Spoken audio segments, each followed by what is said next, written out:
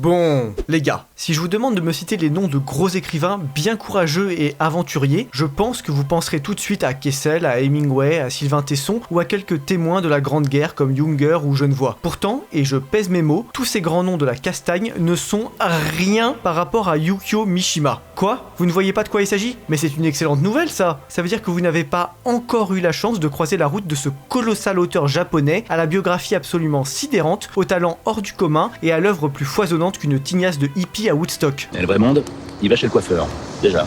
Et croyez-moi, je vous envie. Je vous envie vraiment parce que vous allez le voir, le gars a fait de sa propre existence une épopée qu'il a racontée et mis en scène en temps réel pour le plus grand bonheur de ses lecteurs et de la postérité. Alors, si vous êtes un bon gros droitard et que la fin de Dominique Vénère vous apparaît comme le summum du théâtral... Cette espèce de mise en scène, c'est pathétique. N'est pas Samouraï qui veut. Ouais, mais c'est pas toi qui décide. Je vous le dis d'emblée, abonnez-vous, activez la cloche et préparez-vous à savourer cette vidéo, elle va considérablement bouleverser votre vision des choses. Aujourd'hui, votre hussard favori vous emmène au pays du soleil levant, non pour y acheter des mangas de décérébrés ou des poupées gonflables avec lesquelles les weebs font d'inavouables carabistouilles le soir dans la solitude moite et alarmante de leur chambre d'hôtel sans âme, mais pour y rencontrer un vrai samouraï, un athlète de haut niveau et un écrivain 3 fois pressenti pour le prix Nobel de littérature, cette grotesque récompense dont le plus grand honneur est certainement, comme avec Borges, qu'on ne vous la remette pas. Pour préparer ce petit voyage des plus dépaysants, je vous recommande donc d'empaqueter avec soin vos affaires et de vous équiper pour le vol de quand même 13h40 qui nous sépare de cette grande nation. Quoi ? Comment ? Vous n'avez pas la place d'emporter toute votre bibliothèque avec vous pendant cet interminable trajet ? Alors, bonne nouvelle, j'ai une solution à vous proposer. Laquelle ? Mon mécène, Idéochoc. Si vous étiez coincé en mode avion les derniers mois et que vous venez seulement de réactiver vos neurones, je vous annonce qu'Idéochoc est une formidable plateforme en ligne qui vous propose des résumés d'œuvres majeures de la philosophie, des sciences politiques ou de l'histoire, dans de fort sympathiques capsules de 25 minutes maximum, à lire ou à écouter, si jamais vous voulez être bercé par Jean-Claude Michéa ou Oswald Spengler pendant que vous divaguez sur la mer de nuages au-dessus du Kazakhstan. Ah, vous êtes plutôt du genre sagesse et philosophie ? Dans ce cas, que pensez-vous de Machiavel ? Ou de Marc Aurèle ? Ou de Proudhon ? Oui, il y a aussi des figures de gauche chez Idéochoc. Perso, après ma lecture de Kluskar, j'ai trouvé très intéressant de prolonger le sujet des rapports entre capitalisme et féminisme grâce à ce petit essai du grand penseur anarchiste. Et franchement, quand on manque de temps, comme c'est mon cas, c'est extrêmement précieux d'avoir de bons résumés, fiables et agréables à écouter comme ceux d'Idéochoc. Alors, merci à eux de soutenir la chaîne et allez voir ce qu'ils font, c'est de grande qualité. En plus, vous avez 2 semaines d'essai gratuites et une ristourne sur l'abonnement annuel avec le code LEHUSSARD en un seul mot pour profiter de tout leur catalogue qui s'accroît de nouveaux titres chaque semaine. Si vous voulez devenir un chat philosophe, c'est clairement la voie la plus courte. Hein ? Quoi ? Ah oui, nous arrivons au Japon. Alors, merci à Idéochoc et place à l'épisode. Générique.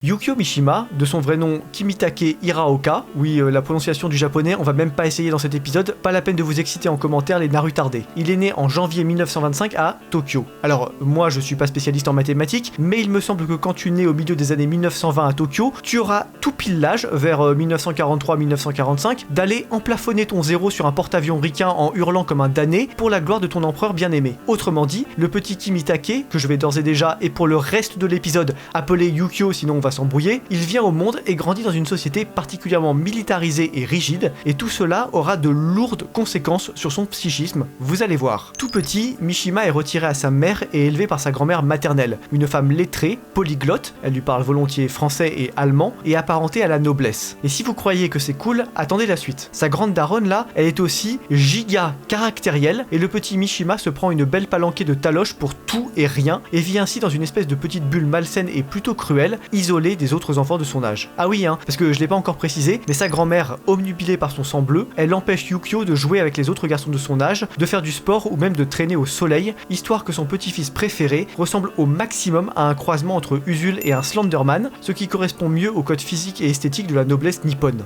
Ça ressemble à rien, quoi.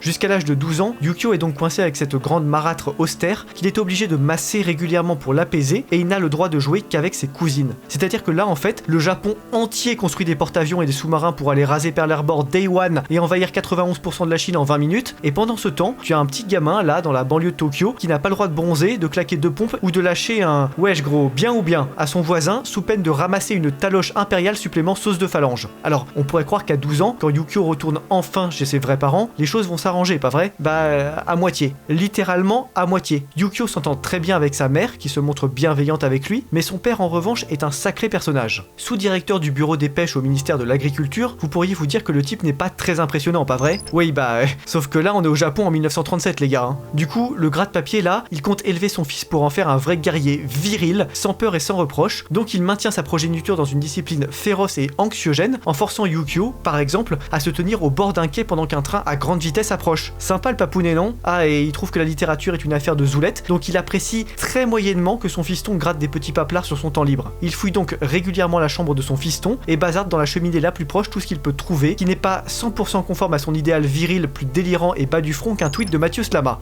Tu crois que c'est du respect, mon garçon? Alors, pourquoi je prends autant de temps pour vous parler de l'enfance de Mishima? Bah, parce que tout y est en fait. La violence, le sport, le caractère efféminé, l'amour précoce pour la littérature, l'attachement aux traditions, le rapport fusionnel avec sa mère, tout cela, ce sont des éléments qui vont accompagner toute sa vie, se recomposer, s'influencer, se compléter et donner les incroyables dingueries que vous allez voir juste après. Vous êtes ready? Je ne crois pas. Durant son adolescence, Mishima va découvrir, en plus des classiques de la littérature japonaise, les auteurs européens. Il va notamment s'enchanter devant les textes d'Oscar Wilde ou de Rainer Maria Rilke, deux colossaux génies littéraires, ce qui prouve que notre homme a bon goût. Il est également un excellent élève à l'école, cumulant les prix d'excellence, sauf en sport où il est archi nul et on comprend pourquoi vu son éducation, et rejoignant, tout en étant le plus jeune membre, la société de littérature de son école. C'est là, à seulement 19 ans, qu'il va rédiger et publier son premier roman, La forêt tout en fleurs, bien un nom de roman japonais ça, prenant pour l'occasion son célèbre pseudo Yukio Mishima. Mais hop, le chrono tourne et là on est en 44. C'est un peu la hesse pour l'empire du Japon face aux ricains, et l'administration militaire vient rappeler à Yukio que gratter des romans c'est bien, mais fendre des GI en deux à coups de sabre, ça servirait vachement plus leurs intérêts là tout de suite. Problème, à cause de sa grand-mère et de son éducation, Yukio pèse 23 grammes, soulève moins 3 kilos au développé couché et peut à peine monter 3 étages sans reprendre son souffle un quart d'heure. Il n'a donc aucun mal à mitonner complètement les recruteurs de l'armée en prétendant souffrir de la tuberculose. Tu mens, Wallah tu mens frère. Ce qui lui vaut d'être réformé et de ne pas partir s'encastrer sur un contre-torpilleur du Wyoming avant la fin des hostilités. Alors sur la non-participation de Mishima à la guerre,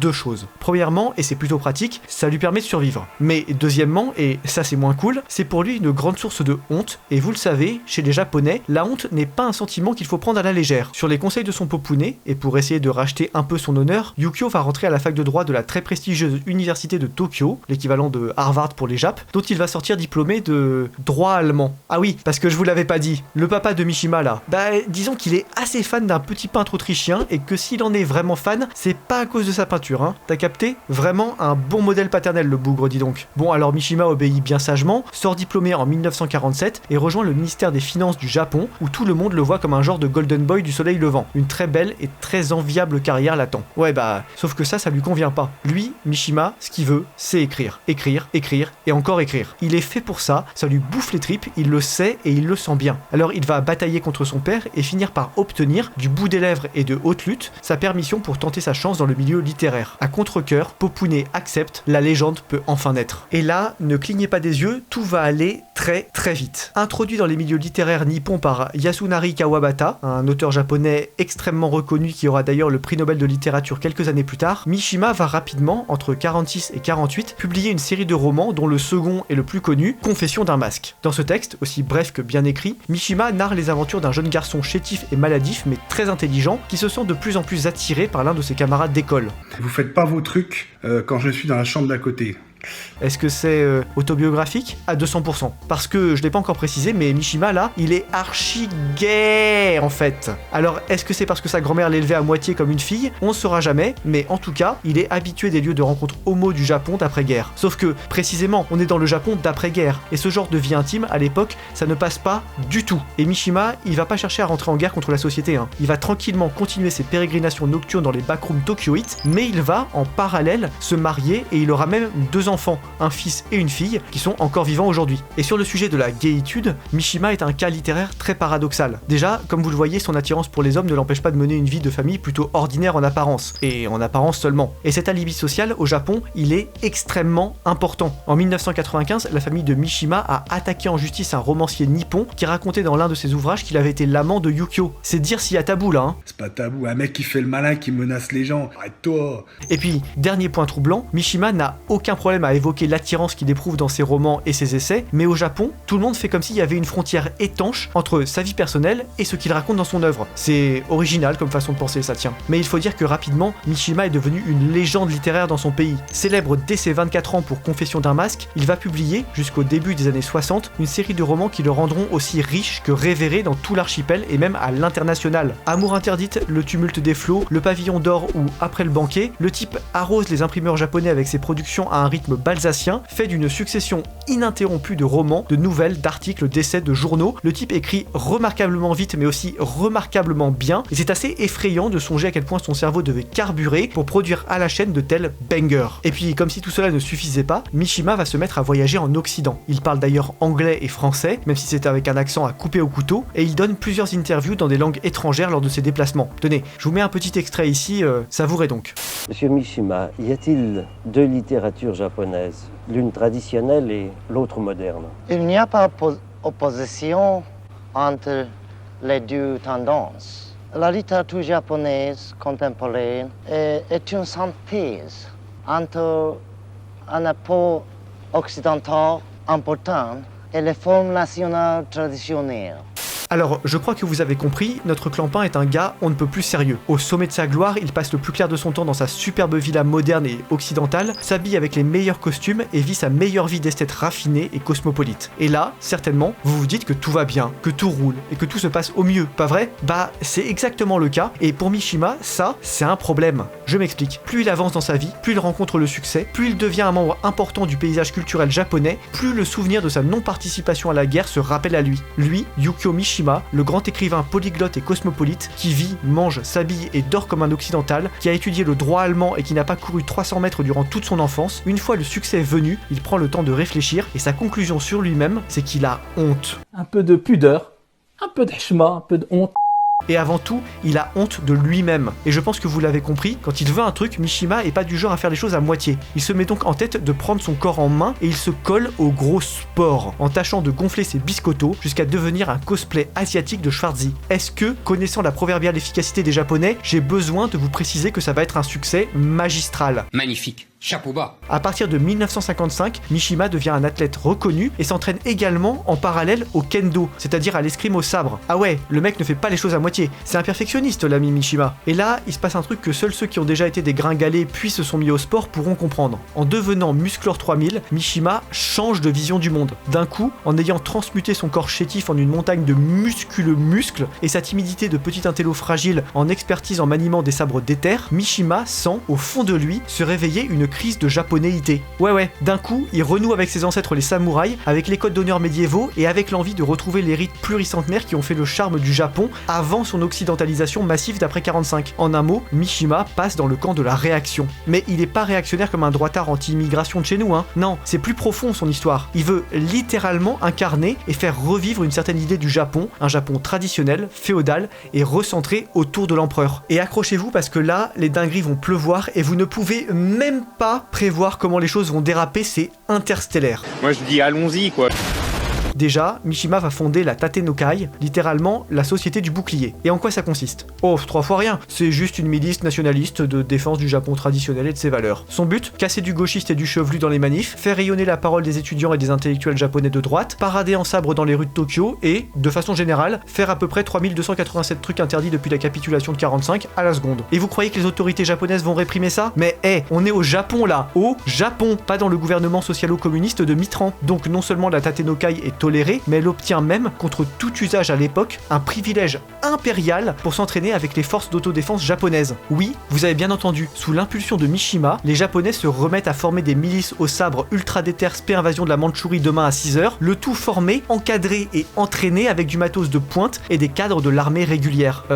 Attendez, mais on va droit vers un remake du conflit russo-japonais de 1905 en fait, hein. C'est ça? Bah, probablement, mais on ne le saura jamais. On ne le saura jamais parce que 2 ans seulement après sa création, la Tatenokai va s'annihiler dans un épisode tellement incroyable que le mot incroyable me semble incroyablement faible pour le décrire. Pour ceux qui sont des connaisseurs de la chaîne, j'en avais fait une vidéo il y a très longtemps, que je vous remets juste là, mais on va revenir dessus et approfondir le sujet maintenant, alors préparez-vous pour le grand feu d'artifice final. Le 25 novembre 1970, Chad Mishima, 230 kg au développé couché, poste le manuscrit de son dernier roman, L'Ange en décomposition, vous noterez le titre largement autobiographique, enfile sa plus belle tenue militaire qui fleure bon l'occupation de la Corée en 42, et se rend, avec ses sraps des Tatenokai, au ministère de la Défense japonais. Là, au lieu de venir s'entraîner comme d'hab, Mishima et ses potes prennent en otage le général en chef de toutes les forces militaires japonaises et ordonnent que l'on rassemble toutes les troupes dans la cour. Comme on ne plaisante pas avec un Chad flanqué d'un katana, les soldats obéissent et Mishima, dans une scène aussi grandiose que hors du temps, va leur tenir un discours sur le patriotisme et les valeurs du Japon traditionnel en leur ordonnant de se reprendre et de se soulever contre l'occupation Amerloc. Évidemment, comme approximativement 100% des soldats sont assez peu chauds pour une 3ème nuke ricaine avant l'heure du déjeuner, ils se rebellent et huent Mishima qui doit se replier à l'intérieur du ministère vers 11h. Et là, avec ses plus fidèles soutiens, Mishima sort une cigarette Honshino Tobacco, la marque réservée à la maison impériale du Japon, la fume comme un colossal Chad, sort son sabre et se fait seppuku. Oui, seppuku. C'est le mot poli pour dire harakiri, si vous préférez. C'est donc la fin de son existence, mais le commencement de sa légende. Pourquoi a-t-il fait ça? C'est la question que tout le monde se pose. Rapidement, on fait remarquer que dès 1960, dans sa nouvelle Patriotisme, Mishima avait imaginé la même scène, avec d'ailleurs une fin tout aussi peu réjouissante. Une théorie s'impose alors. Et si tout ce bazar n'était en fait qu'un prétexte esthétique et surtravaillé pour que Mishima accomplisse le geste de mort des guerriers dont il rêvait depuis longtemps et dont il se sentait, à cause de sa non-participation à la guerre de 44-45, indigne. Et cette théorie du seppuku comme accomplissement politique et performance esthétique, elle va traverser les frontières et faire couler énormément d'encre. En Europe, Marguerite Yourcenar elle-même grattera un superbe petit essai, Mishima ou la vision du vide, pour explorer ces thématiques. Il faut dire que Mishima avait, par ailleurs, une fascination pour la figure de Saint Sébastien, un saint qui mourut, selon la tradition catholique, attaché à un arbre et transpercé de flèches. Et si l'on sait depuis longtemps que Saint Sébastien est une figure fréquemment réappropriée par la communauté homo, Après, tout le monde fait ce qu'il veut. force est de constater que dans le cas de Yukio Mishima, tout cela prend aussi un autre sens, notamment avec cette photo issue de sa collection privée, où il s'était lui-même mis en scène à mi-chemin entre un seppuku et un Saint Sébastien. Alors, vous le voyez, quand je vous dis que le gars du jour a une vie et un destin hors du commun, je ne mens absolument pas. Faites-moi plaisir, allez lire du Mishima. En plus de vous faire sortir un peu de vos mangas, ça vous rappellera qu'un grand maboule peut aussi être un grand écrivain. Si vous voulez commencer l'auteur, je vous recommande son recueil de nouvelles La mort en été, qui est le texte par lequel je suis moi-même venu à son œuvre. Mais vous pouvez aussi passer par Confession d'un masque, son premier roman à avoir connu un immense succès, ou encore par Le pavillon d'or, qui raconte comment un jeune esthète fasciné par la beauté d'un temple va finir par le brûler. C'est du grand roman, très beau, très prenant, plein de réflexions sur l'art, vous allez adorer. Et puis, une fois que vous êtes rodé, je vous recommande d'enchaîner avec La mer de la fertilité, une suite de 4 romans, on appelle ça une tétralogie, de rien les gars, vous pourrez briller en soirée, qui montre l'évolution du Japon de la fin de la guerre russo-nippone de 1905 à son américanisation après 1945. Grande fresque historique teintée de mysticisme et de considérations historico-philosophiques, c'est un colossal banger dont chaque titre peut s'apprécier indépendamment, mais que je vous recommande quand même d'enchaîner d'une traite. Quoi? Les 4 titres? Les voici. Neige de printemps, Chevaux échappés, Le temple de l'aube, L'ange en décomposition. Oui, ce dernier c'est littéralement le manuscrit que Mishima a posté avant d'aller faire son putsch foireux. Est-ce que c'est pas une raison suffisante pour foncer me lire ça immédiatement? Je crois que si. Alors, tous les liens sont en description, procurez-vous ces bangers, soutenez la chaîne et soutenez votre culture, elle le mérite bien. Et puis, tant qu'à faire, si vous aimez les histoires de sabres de 3,20 m dans la barbaque de votre prochain, que diriez-vous de lire L'hydre jamais ne meurt aux éditions La Giberne? La Giberne, c'est ma propre maison indépendante, fondée et administrée par le Hussard, qui promeut de bons textes de jeunes auteurs méritants que les grandes maisons éconduisent sans même les lire. Et quand on voit la qualité des retours des lecteurs de l'Hydre, des Saints d'Esprit ou de Pays Réel, heureusement que vous êtes là, fidèles lecteurs, pour préserver notre époque d'un monopole Annie-Ernest ou Bégo-Flopâtre en matière de littérature. Nous nous donnons des nouvelles du réel. Faut pas vous essayer à la pensée, c'est pas fait pour vous. Alors hop, si ce n'est pas déjà fait, passez soutenir la maison, vous avez un épisode de présentation de l'hydre Jamais ne meurt juste ici, le lien vers la maison est directement dans la description de l'épisode, alors pas d'excuses, je vous attends nombreux, soutenez l'édition indépendante. Non mais et conclusion. Mishima est un personnage d'une remarquable complexité que 10 tests de 4000 pages ne pourraient épuiser. Alors mon but ici ce n'est pas de vous le présenter de manière exhaustive, c'est seulement de vous le faire entrevoir et de vous convaincre ensuite d'aller le lire par vous-même. Alors n'hésitez plus, foncez. En attendant moi je vous dis à très vite pour un nouvel épisode et d'ici là portez-vous bien. Allez, rompez les gars.